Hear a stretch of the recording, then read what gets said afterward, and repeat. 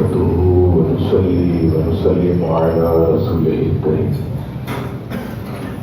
أما بعد فأعوذ بالله من الشيطان الرجيم بسم الله الرحمن الرحيم فاسألوا أهل الذكر إن كنتم لا تعلمون صدق الله مولانا العظيم وبلغنا رسوله النبي الكريم ونحن على ذلك لمن الشاهدين والشاكرين والحمد لله رب العالمين. ماہانہ علمی مذاکرے کے حوالے سے آپ کے سوالات کے جوابات دینے کی سعادت حاصل کروں گا بغیر کسی توقف کے. آج کا پہلا سوال، کسی نے پوچھا مولانا صاحب عبادت میں ہمارا دل نہیں لگتا اور ایسا ہوتا ہے کہ مسجد سے جلد باہر نکل جائے، نماز یا قرآن مجید پڑھنے بیٹھتے ہیں تو دل ادھر ادھر بھٹکتا ہے.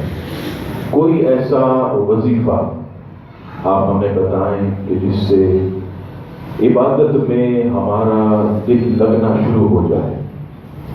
جواب سماعت فرمائیے. روزانہ بعد نماز فجر کی نماز کے بعد دونوں ہاتھ سینے پر رکھ کر، فجر کی نماز پڑھنے کے بعد دونوں ہاتھ سینے پر رکھ کر 70 مرتبہ یا فتاح ہو یا فتاح ہو یا فتاح ہو، یہ اللہ تعالیٰ کا مبارک نام ہے فتاح. یا فتاح ہو 70 مرتبہ پڑھ لیں. اس کی برکت سے دل کا ضعف دور ہوگا اور عبادت کے اندر جو ہے وہ دل لگنا شروع ہو جائے گا. یہ ایسا مبارک وظیفہ ہے، اسے یاد رکھ لیجیے. دوسرا سوال کسی نے پوچھا کہ جان کنی کی علامتیں کیا ہیں؟ جواب سماعت فرمائیے. سب سے پہلے جان کنی کی تعریف. جان کنی وہ وقت ہوتا ہے جب انسان کی روح اس کے جسم سے نکلتی ہے، وہ وقت جان کنی کا وقت ہوتا ہے. بہت شدید یہ وقت ہوتا ہے اور ہم دعا بھی کرتے ہیں کہ اللہ جان کنی کے وقت اپنے حبیب کا ہمیں دیدار نصیب کرے، کہ محبوب کے چہرے مبارک کو دیکھتے رہیں اور ہماری روح ہمارے جسم سے نکل جائے. تو کسی نے پوچھا کہ جان کنی کی علامات کیا ہیں؟ در مختار کتاب الصلاۃ صفحہ نمبر 116 دارالکتب العلمیہ بیروت کے اندر یہ 3 علامات جان کنی کی بیان کی گئی. سب سے پہلی علامت کہ انسان کے پاؤں جو ہے وہ ڈھیلے ہو جاتے ہیں. انسان کے پاؤں بالکل ڈھیلے ہو جاتے ہیں. دوسری علامت ناک اس کی ٹیڑھی ہو جاتی ہے. تیسری علامت یہ ہے کہ اس کی کٹپٹیاں یہ اندر کی طرف دھس جاتی ہیں. یہ 3 علامتیں در مختار میں بیان کی گئی اور امام جلال الدین سیوطی رحمۃ اللہ علیہ شرح الصدور میں فرماتے ہیں کہ تم اگر جان کنی کے وقت اپنے کسی بھی شخص کے پاس اس کے اندر 3 علامتیں دیکھو تو سمجھ جانا کہ اللہ نے اس پر رحم کر لیا، اس کی مغفرت فرما دی. فرمایا پہلی علامت یہ ہے کہ جان کنی کے وقت اس کی آنکھوں میں نمی نظر آئے گی. دوسری علامت جان کنی کے وقت اس کے ماتھے پر پسینہ چمکتا ہوا نظر آئے گا. تیسری علامت اس کے نتنے یہ موٹے ہو جائیں گے. فرمایا امام سیوطی علیہ رحمٰن نے کہ اگر تم اپنے مرنے والے میں یہ 3 علامتیں دیکھو تو سمجھ جانا کہ اللہ نے اس کی بخشش فرما دی، اس پر رحم فرما دیا۔ عزیزان گرامی، یہ بخشش کی جو ہے وہ 3 نشانیاں اور علامات آپ نے جو ہے وہ پہلے سن لی۔ پھر کسی نے پوچھا کہ اگر عورت کا انتقال ہو گیا اور اس کے پیٹ میں بچہ زندہ ہے تو کیا کیا جائے؟ جواب سماعت فرمائیے، عورت اگر انتقال کر جائے اور اس کے پیٹ میں بچہ حرکت کر رہا، حرکت تبھی کرتا ہے کہ جب بالکل ولادت کے قریب ہوتا ہے، چند ہی سمجھ لیں کہ 1 یا 1.5 ماہ رہ جاتا ہے، حرکت کر رہا ہو، تو فرمایا کہ بائیں جانب سے اس عورت کا پیٹ چاک کر کے بچہ نکالا جائے گا۔ فتاوی ہندیہ کتاب الصلاۃ پہلی جلد صفحہ نمبر 173 پر امام محمد رحمت اللہ علیہ کا یہ قول نقل کیا۔ آپ فرماتے کہ اگر کوئی عورت مر گئی اور بچہ اس کے پیٹ میں حرکت کرتا ہو تو اس کا پیٹ چاک کر کے بچہ نکالیں گے، کیونکہ اس کے علاوہ کچھ نہیں ہو سکتا۔ یہ شرعی مسئلہ آپ نے سنا۔ پھر کسی نے پوچھا کہ اگر کسی میت کی آنکھوں میں لینس لگے ہوں تو کیا اس کے انتقال کے بعد وہ اتارنے چاہیے یا نہیں اتارنے چاہیے؟ یہاں پر ایک تفصیل آپ یوں سماعت فرما لیجیے کہ آپ کے ذہن میں ہمیشہ رہے، کبھی بھی کوئی ایسا مسئلہ آئے تو آپ کو کسی قسم کی پریشانی نہ ہو۔ لینس یا دیگر آلات جو بدن کے ساتھ مستقل جوڑ دیے جاتے ہیں، اب مثال کے طور پر کسی کی ٹانگ ٹوٹ گئی تو اس کے اندر راڈ ڈالی جاتی ہے، سلاخ۔ اسی طرح بعض لوگوں کے دانت ختم ہو جاتے ہیں تو اس میں کیا ہوتا ہے کہ مستقل مصنوعی دانت لگا دیے جاتے ہیں، اب وہ نکلتے نہیں ہیں۔ اسی طرح بعض ڈاکٹر ایسے لینس لگا دیتے ہیں کہ جو مستقل آدمی کی آنکھوں میں رہتے ہیں۔ ہمارے فقہا نے فرمایا کہ یہ ایسی چیزیں ہیں کہ جو اگر نکالی جائیں گی تو میت کو تکلیف ہوگی، تو کیا کیا جائے؟ وہ لینس جو مستقل اس کی آنکھوں میں رہتے تھے نہ نکالے جائیں۔ اسی طرح راڈ جو سلاخ کہلاتی ہے وہ بھی نہ نکالی جائے۔ اسی طرح وہ دانت جو مصنوعی ہیں لیکن مستقل جڑے ہوئے، اور یاد رکھیے گا یہ اس لیے ہے کہ میت کو کسی قسم کی تکلیف نہ پہنچے۔ حدیث پاک میں فرمایا کہ جس طرح انسان کو تکلیف پہنچتی ہے میت کو بھی تکلیف پہنچتی ہے، اسی لیے فرمایا کہ جب تم اسے غسل دو تو غسل کے وقت بھی پانی صحیح طریقے سے چیک کر لو، زیادہ ٹھنڈا نہ ہو زیادہ گرم نہ ہو۔ جو آپ اپنے لیے پانی نارمل درمیانہ پسند کرتے ہیں، نہ زیادہ ٹھنڈا نہ زیادہ گرم، وہ درمیانے پانی سے میت کو غسل دیا جائے، اور اس کے پلٹتے وقت بھی بڑی احتیاط کی جائے کہ اسے کسی قسم کی تکلیف نہ ہو۔ اگر اس کی میت کو اوپر منزل سے نیچے اتارنا ہے اس وقت بھی احتیاط کریں کہ کہیں اس کا پاؤں نہ مڑ جائے، اس کے سر میں جو ہے کسی قسم کا کوئی جھٹکا نہ آئے، کیونکہ یہ میت کو بھی ایسی ہی تکلیف پہنچتی ہے جیسے زندہ آدمی کو پہنچتی ہے۔ تو وہ دانت جو جڑے ہوئے ہیں، وہ سلاخ، وہ راڈ جو لگی ہوئی ہے اسے نہ نکالا جائے، وہ لینس جو مستقل اس کی آنکھوں میں ہے اسے بھی نہ نکالا جائے۔ ہاں، اس کے علاوہ وہ مصنوعی اعضاء جو آپ آسانی سے نکال سکتے ہیں، جیسے کسی کی جو ہے وہ نکلی یوں سمجھ لیجئے کہ ٹانگ لگی ہوتی ہے اور اس کے ساتھ جوتا بھی بنا ہوتا ہے، وہ آسانی سے بیلٹ وغیرہ کھول کے آدمی نکال سکتا ہے۔ اسی طرح بعض آپ نے بوڑھے دیکھے ہوں گے کہ وہ اپنی بتی سے بھی نکالتے ہیں، دھوتے رہتے ہیں کھانا کھا کے بھی، وہ آسانی سے نکل جاتی۔ تو جو چیزیں آسانی سے نکل جائیں بغیر آپریشن کے بغیر تکلیف کے اسے نکال لیا جائے، اور جس میں مستقل اس کے ساتھ جڑے ہوئے ہیں اس کو ہرگز عزیزان گرامی نہ نکالا جائے۔ اسی طرح کسی نے پوچھا کہ وہ کون سے جانور ہیں جو پانی کے اندر مر جائیں تو پانی ناپاک نہیں ہوتا۔ جواب سماعت فرمائیے، اور یہ کلیہ اپنے ذہن میں رکھ لیں، ہمیشہ کام آئے گا۔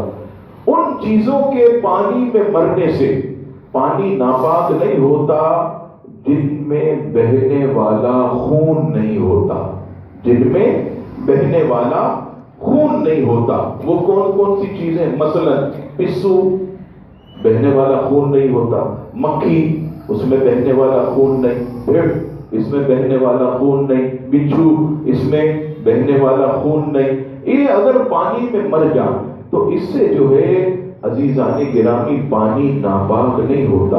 اسی طرح پانی میں رہنے والے جانور جو کہ مچھلی ہے، کیکڑا ہے، مینڈک ہے، یہ بھی پانی میں رہتے ہیں، اور ان کا بھی جو ہے عزیزان گرامی خون جو ہے وہ بہتا نہیں ہے۔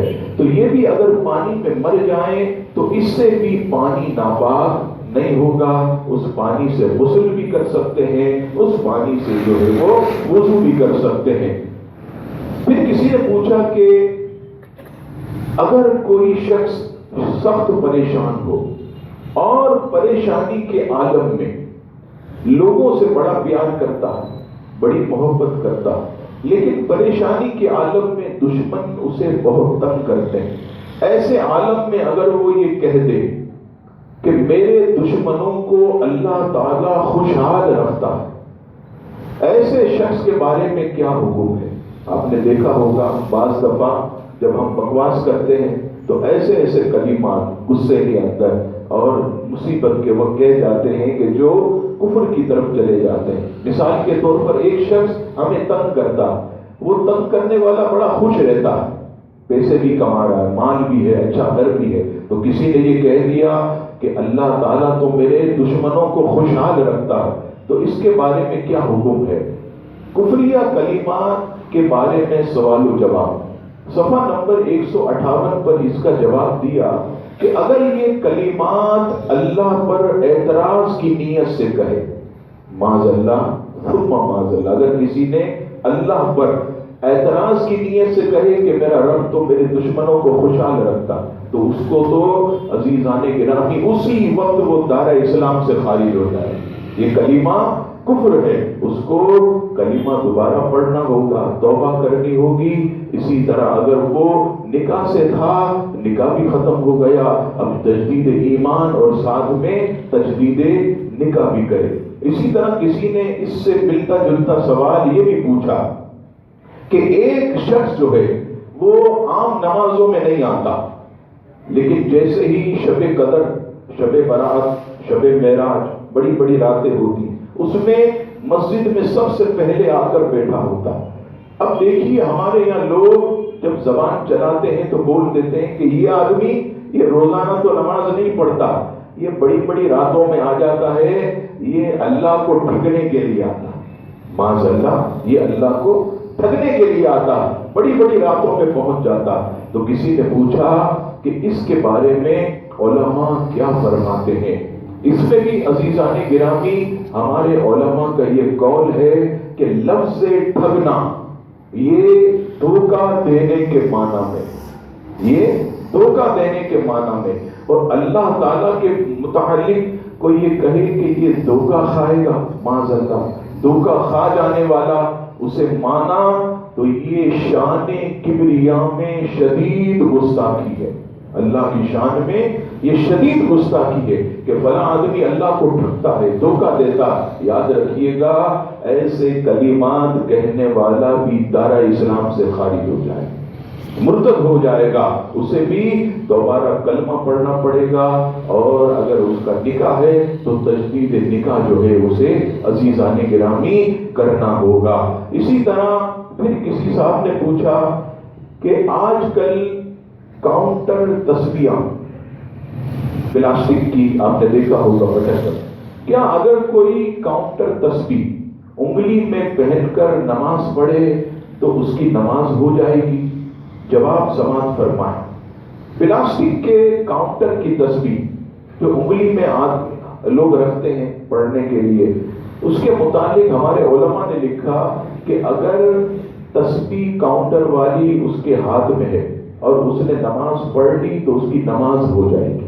نماز پڑھنا پہن کر یہ جائز ہے، لیکن اس میں ایک شرط یہ ہے کہ اسے پہننے میں کہیں نماز میں توجہ تقسیم نہ ہو، توجہ نہ بٹے. پتا چلے انگلی میں وہ ہے، بار بار نماز میں اسے دیکھ رہا ہے، کبھی بٹن دبانے کے لیے آگے انگلی لگ رہی ہے، کبھی اس کی طرف نظر پڑ رہی ہے. اگر خشوع و خضوع میں مانے ہے، رکاوٹ ہے تو نہ پہنا جائے. لیکن اگر خشوع و خضوع میں مانے نہیں ہے، رکاوٹ نہیں ہے تو پہن کر نماز پڑھ سکتے. لیکن شخصیات جو ہیں، مثلا کوئی عالم دین ہے، کوئی مسجد کا امام ہے، وہ ہرگز کاؤنٹر والی تسبیح انگلی میں ڈال کر نماز نہ پڑھے، کیونکہ علماء اور ائمہ یہ مقتدیوں کے آئیڈیل ہوتے ہیں، ان کے پیچھے لوگ چلتے ہیں. اب کسی عالم کو دیکھیں گے کہ وہ کاؤنٹر والی تسبیح انگلی میں ڈال کر پڑھ رہا ہے، نمازی بھی شروع کر دیں گے، اس کے چاہنے والے بھی شروع کر دیں گے. امام نے اگر ایسا کیا، مقتدی بھی شروع کر دیں گے. تو شخصیات کے لیے مشورہ ہے کہ وہ اس کاؤنٹر والی تسبیح کو انگلی میں رکھ کر نماز نہ پڑھیں، کیونکہ اس کو دیکھا دیکھی لوگ بھی یہ کام کریں گے. تو شخصیات کو ان چیزوں سے بچنا چاہیے. پھر کسی نے پوچھا کہ چوری کی بجلی سے گلیوں اور روڈ میں چراغاں کرنا، اسی طرح کسی بھی قسم کا فنکشن، کوئی تقریبات، چوری کی بجلی اس میں استعمال کرنا، یہ شرعاً کیسا ہے؟ جواب سماعت فرمائیں. چوری کی بجلی سے گلیاں اور روڈ وغیرہ سجانا، چراغاں کرنا، مذہبی تقاریب کرنا یا دنیاوی تقاریب کرنا، یہ سب ناجائز اور حرام ہے. اس میں صرف عید میلاد النبی نہیں، بلکہ جتنی بھی تقریبات ہوتی، چاہے وہ دنیاوی تقاریب ہوں چاہے وہ مذہبی ہوں، کسی بھی تقریب میں یہ چوری کی بجلی استعمال کرنا یہ شرعاً ناجائز اور حرام ہو. چاہے شادی کی تقریب ہو، چاہے عقیقے کی تقریب ہو، چاہے کوئی فیکٹری یا کارخانہ چل رہا ہو یا کوئی زمین کا گھر ہو، چوری کی بجلی یہ سب کے لیے ناجائز ہے. اور اگر کوئی اپنی تقاریب کرتا ہے تو کوشش کرے کہ جتنے گھنٹے اس نے بجلی استعمال کی اس کے حساب سے کے ای کو بل پے کرے، حساب سے کے ای کو بل پے کرے. اب وہ الگ مسئلہ ہے کہ کے ای والے انصاف نہیں کرتے، یہ نہیں کرتے، وہ جانے، ان کا رب جانے. ہمارے ہاتھ ان ناجائز کاموں سے آلودہ نہیں ہونے چاہیے. ہمیں اپنے آپ کو بچانا ہے، ہمیں اپنی قبر میں جانا ہے، ہمیں اپنا حساب دینا ہے. ہمیں کوشش کرنی چاہیے کہ کسی طرح بھی جو ہے ہم ناجائز اور حرام کام جو ہے وہ نہ کریں. پھر کسی نے پوچھا مولانا صاحب آج کے دور میں یہ رواج پڑ گیا کہ لوگ دف پر نعتیں پڑھتے ہیں. اب آپ بتائیے کہ دف پر نعتیں پڑھنا اور نعتیں سننا یہ شرعاً کیسا ہے؟ جواب سماعت فرمائیے. جو کہ مفتی محمد نبی چشتی صاحب دارالافتاء اہل سنت بہت بڑے مفتی ہیں، انہوں نے اس کا جواب یہ دیا کہ نعت شریف پڑھنا اور سننا باعث ثواب اور عشق رسول میں اضافے کا ایک سبب ہے. اس میں بھی یاد رکھیے گا کہ شریعت کی پاسداری بہت ضروری ہے. کوئی ایسی نعت کہ جو میوزک کی دھن پر ہو یا جس کے پیچھے کوئی ایسی میوزک جیسی آواز آ رہی ہو تو فرمایا کہ یہ نعت شریف کی بے ادبی ہے، یہ نعت شریف کی بے ادبی ہے. اب آئیے مفتی صاحب فرماتے ہیں کہ دف اگر جھانچ کے ساتھ ہو تو اس کا بجانا مطلقاً ناجائز ہے. آپ نے دیکھا ہوگا دف کے چاروں طرف یہ اسٹیل کی جھانچ لگی ہوتی ہے جو کہ آپ ہلائیں تو آواز آتی ہے ٹکرانے سے، اس کو کہتے ہیں جھانچ. جھانچ والی دف تو کسی صورت بھی جائز نہیں، مطلقاً ناجائز ہے. اب آئیے اس کی دوسری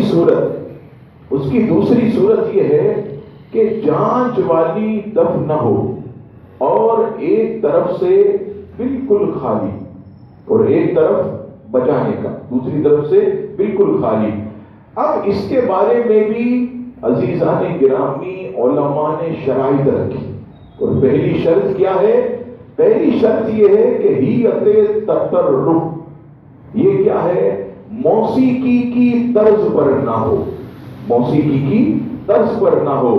یہ موسیقی کی طرز پر آج کل جو دف کے اندر نعتیں پڑھی جاتی ہیں، یاد رکھیے گا یہ ناجائز ہے۔ مفتی صاحب نے لکھا کہ ہیئت تطرف، یہ موسیقی کی طرز پر نہ ہو۔ اور دوسری شرط یہ ہے کہ بجانے والا کوئی مرد نہ ہو، کوئی مرد نہ ہو۔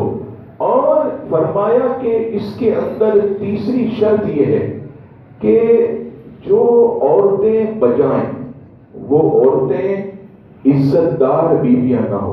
عزت دار بیویاں آپ سب کی مائیں بہنیں، ہماری مائیں بہنیں سب عزت دار، یہ نہ ہو۔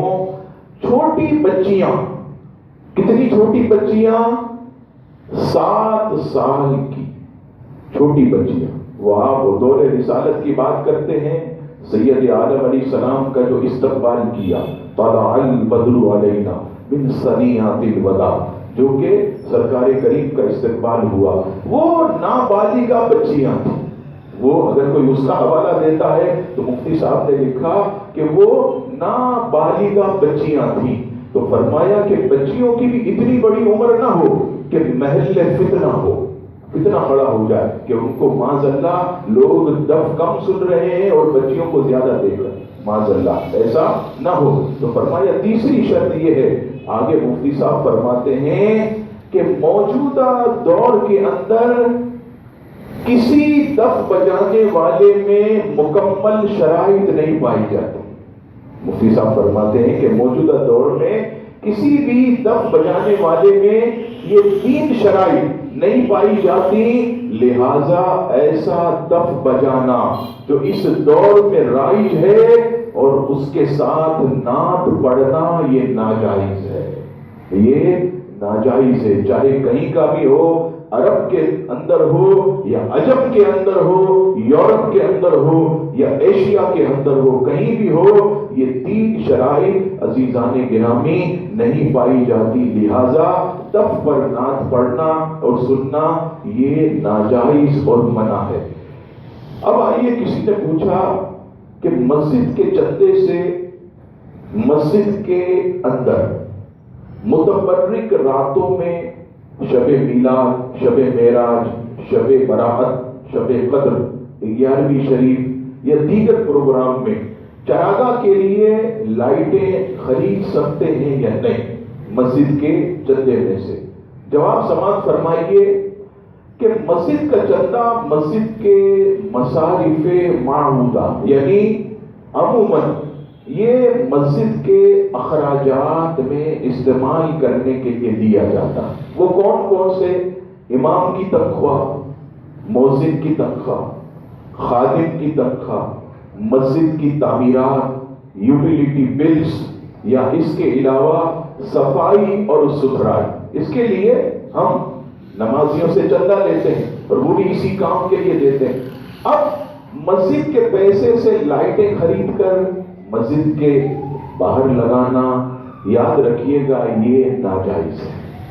اس میں ایک صورت یہ ہے کہ اگر کوئی مسجد کے لیے چندہ دینے آئے تو آپ اسے صراحتاً یا دلالتاً اجازت لیں کہ دیکھیے ہم جو ہے آپ کے اس پیسے سے لائٹیں بھی لیں گے اور چراغاہ بھی کریں گے۔ اگر وہ کہتا ہے کہ اس میں کوئی مذائقہ نہیں، میری طرف سے اجازت ہے، تو اب یہ جائز ہو جائے گا۔ لیکن عموماً نمازی پیسہ دیتے ہیں مسجد کے اندر کے عزیزان گرامی جو مصارف ہیں، جیسے میں نے عرض کیا، امام کی تنخواہ، مؤذن کی تنخواہ، خادم کی تنخواہ، یوٹیلیٹی بلز، مسجد کی صفائی ستھرائی یا تعمیرات کے لیے، تو وہ پیسہ اسی میں لگے گا۔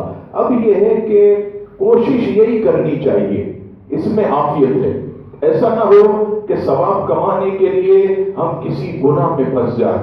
تو ہمارے علماء فرماتے کہ بہتر صورت یہ ہے کہ مسجد کمیٹی الگ سے متبرک راتوں کی چراگاہ کے لیے مخیر حضرات سے چندہ لے لیں، الگ سے لے لیں، انہی کے پیسوں سے مسجد کی لائٹیں وغیرہ لگائیں، باہر چراگاہ وغیرہ کرنا ہو، یہ سب سے بہتر صورت ہے۔ اور کوئی ایسا آدمی پکڑ لیں مخیر کہ بھائی آپ ہمیں 10,000 روپے دے دیں، ہم 10,000 کی لائٹیں لے کر اپنی مسجد میں رکھ لیتے ہیں، کوئی بھی بڑی رات آئے گی تو ہم جو ہے یہ لائٹیں مسجد میں استعمال کریں گے۔ وہ اگر کہتا ہے ٹھیک ہے یہ پیسے میری طرف سے لے لیں، تو اب جو ہے کمیٹی آزاد ہو گئی، اب جو ہے ان کے اوپر کوئی بھی حرف نہیں آئے گا۔ پھر کسی نے پوچھا کہ کیا بطخ کا کھانا حلال ہے؟ بطخ آپ جانتے ہیں ایک جانور ہے جو کہ چڑیا گھر وغیرہ میں بھی پانی پر چلتے ہوئے آپ دیکھتے ہوں گے کئی مقامات پر۔ کسی نے پوچھا کیا اس کا کھانا حلال ہے؟ جواب سماعت فرمائے تفسیرات احمدیہ میں حضرت ملا جیون رحمت اللہ علیہ صفحہ نمبر 405 پر فرماتے ہیں کہ بطخ کا کھانا حلال ہے، بطخ کا کھانا حلال ہے، اور اسے بھی بسم اللہ اللہ اکبر پڑھ کر ذبح کیا جائے گا۔ بطخ کا کھانا یہ حلال ہے اور اسے بھی بسم اللہ اللہ اکبر کہہ کر جو ہے وہ عزیزان گرامی ذبح کیا جائے گا۔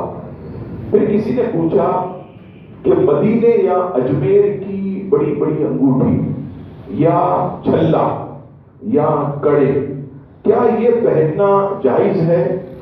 جواب سماعت فرمائیں سب سے پہلی صورت یہ ہے مردوں کے لیے، بات مردوں کی ہو رہی، مردوں کے لیے صرف اور صرف 4.5 ماشا سے کم وزن کی ایک انگوٹھی، 4.5 ماشا سے کم وزن کی ایک انگوٹھی، اور اس کے اندر بھی ایک سے زیادہ نگینے نہ ہو۔